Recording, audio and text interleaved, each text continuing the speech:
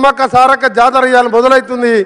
20 కోట్ల మంది మహిళలు ఉచితంగా బస్సులలో ప్రయాణం చేసే విధంగా చెప్పిన మాట కట్టుబడి ఈరు ముఖ్యమంత్రిగా వారితో పాటు మంత్రులుగా మేము వేదికపైన మా ఎమ్మెల్యేలు అందరూ వారి నాయకత్వంలో ముఖ్యమంత్రి గారి నాయకత్వంలో టీమ్గా పనిచేస్తూ చెప్పిన ప్రతి కార్యక్రమాన్ని రాహుల్ గాంధీ గారు, సోనియా గాంధీ గారు, ఖర్గే గారు ఇచ్చిన మాటని నిజం చేస్తూ ముందుకు పోతామని ఈ సందర్భంగా మీ అందరికీ తెలియజేసుకుంటూ, మొట్టమొదటిసారి వచ్చిన సందర్భంగా వెనుకబడ్డ ప్రాంతమైన కొడంగల్లో ఇవాళ 4,400 కోట్ల రూపాయలతో ఇవాళ అభివృద్ధి పనులు చేసుకుంటున్నాం.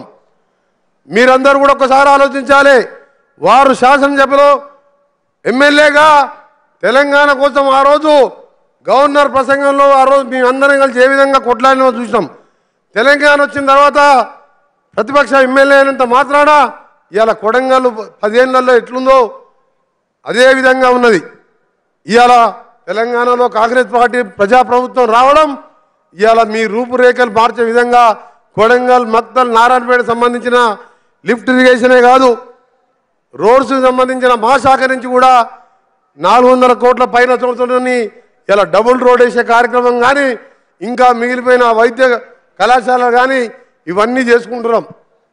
మన దురదృష్టం ఏంటంటే 10 సంవత్సరాలు తెలంగాణ ఇచ్చిన కాంగ్రెస్ పార్టీ ఇవాళ గజ్వేల్, సిరిసిల్ల, సిద్దిపేటకే అభివృద్ధిగా నోచుకుంది తప్ప ముఖ్యంగా మహబూబ్నగర్ లాంటి వెనుకబడ్డ జిల్లా, నల్గొండ జిల్లా ఫ్లోరైడు ముట్టుకుంటే భయం, నీళ్లు తాగాలంటే భయం, అలాంటి జిల్లాని పక్కన పెట్టిండు.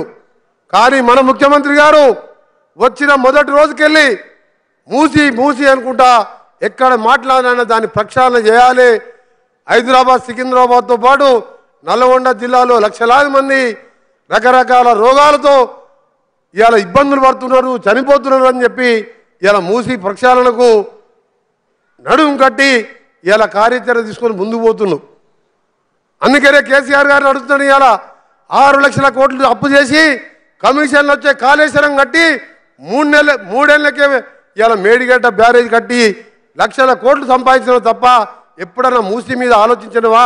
ఒక్కసారి కేసీఆర్, హరీష్, కేటీఆర్ ఆలోచించుకోవాలి. సిగ్గు లేకుండా రేపటికెళ్ళి మొదలు పెడతారంట పోరుపాట అంట. కృష్ణా వాటర్ గురించి పోరుపాట మొదలు పెడతారంట. ఇవాళ కృష్ణానది నీళ్ళు ఎవరు రాసిచ్చింది? మీరు జగన్మోహన్ రెడ్డితో కుంభక్కయ్య రాసిచ్చింది ఎవరు? ఇవన్నీ కూడా టీవీలో చూసిను.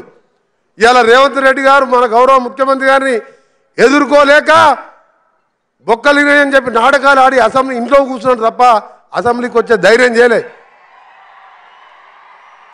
అసెంబ్లీకి వచ్చి మన ముఖ్యమంత్రి గారితో ఎదురుగా మాట్లాడగలుగుతాడా? అంత తెలివి ఉంది ఆయనకు? ఆయనకు తెలివి లేదు. ఆయన చెప్పుకుంటే ఆయనే నేనే చీఫ్ ఇంజనీర్ని, నేనే ముఖ్యమంత్రిని, ప్రపంచంలో అద్భుతం సృష్టిస్తా అంటే అది 3 ఏళ్ళకే కుప్పకూలిపోయింది. అద్భుతం పోయింది, అది పోయింది. పదవి పోగానే బొక్కలిరిగి కుర్చీలో పడ్డాడు. ఆయన వచ్చి రేవంత్ రెడ్డి గారితో కొట్లాడాలని ముఖం లేక హరీష్ రావు ముందు పెడతాడు. హరీష్ రావు దగ్గర ఏమున్నది? ఆయన చెప్తాడు ఇంట్లో ఉంటాడా? ఈయన పైసా వర్కులు ఇస్తే ఆయన దగ్గర కమిషన్ తీసుకొచ్చి ఈయనకు అప్పచెప్పాలి. ఆయన మరి ఆయనతో మాట్లాడాలి.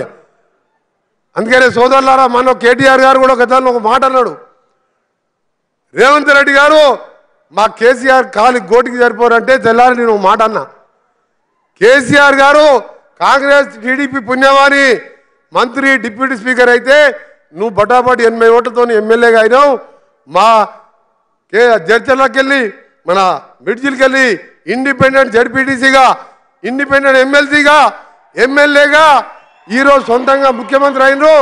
నీ కుటుంబం మొత్తం కూడా ఇవాళ మా రేవంత్ రెడ్డి, మా ముఖ్యమంత్రి గారి ఎడమ గారి గోటికి కూడా సరిపోరని ఒక మాట చెప్పిన. అందుకే